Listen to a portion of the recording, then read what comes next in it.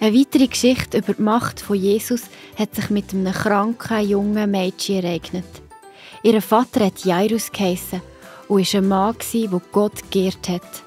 Er hat gehört, dass Jesus in der Gegend war und ist sofort zu ihm gegangen. Jesus! Jesus! Ich brauche deine Hilfe. Meine Tochter ist sehr krank.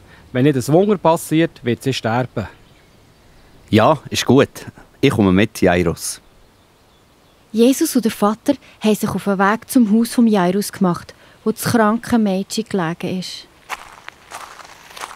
Aber schon unterwegs ist ihnen jemand entgegengekommen. Es war ein Diener von Jairus, der zum Jairus gesagt hat: «Es ist schon zu spät. Jairus, deine Tochter, sie ist gestorben. Du musst Jesus nicht mehr mit heimnehmen.» Der Jairus war so traurig, aber Jesus sagt einfach zu ihm: Hab keine Angst, Jairus. Vertrau mir einfach. Deine Tochter wird gesund. Jesus ist zum Haus gekommen, wo das tote Mädchen gelegen ist. Vor dem Haus waren schon Frauen, die gerannt vor lauter Trauer über den Tod dieses Mädchen. Oh, mein Mädchen, noch so klein und schon ist sie gestorben. Was hättest du noch alles erleben können? Und jetzt bist du einfach tot. Oh, es darf nicht wahr sein. Und doch, es ist so. Jairus, wir sind hier die ärmsten Leute. Wir haben unser Kind verloren. Sie ist tot. Aber Jesus war da ganz anderer Meinung. Nein, das Mädchen ist nicht tot. Es schläft nur. Ha? Was sagst du da? Ich weiss, wie jemand aussieht, der gestorben ist. Unsere Tochter schnauft nicht mehr.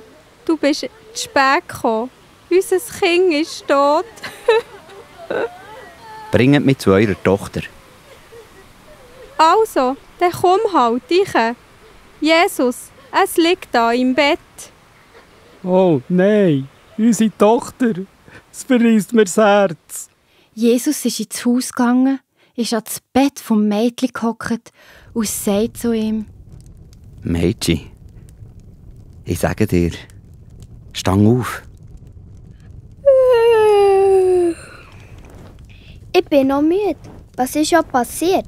Mama, Papa, warum rennt ihr? Und wer bist denn du? Ich kenne dich gar nicht. Mein Name ist Jesus.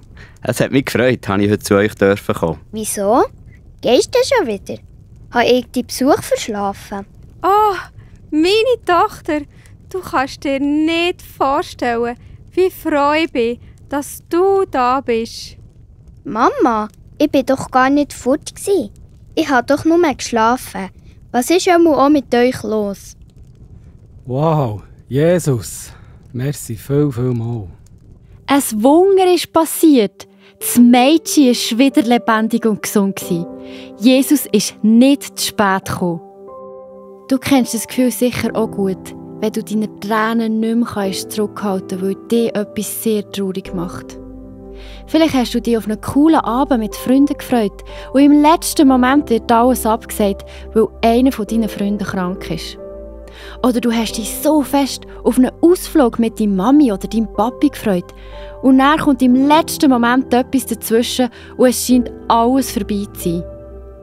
Wir dürfen verstehen, dass es für Jesus nie zu spät ist, ein Wunder zu tun. Manchmal wird der Nachmittag anders, als wir uns das vorgestellt haben. Für Jesus ist alles möglich. Für ihn ist es nie zu spät, eine hoffnungslose Situation zum Guten zu wenden.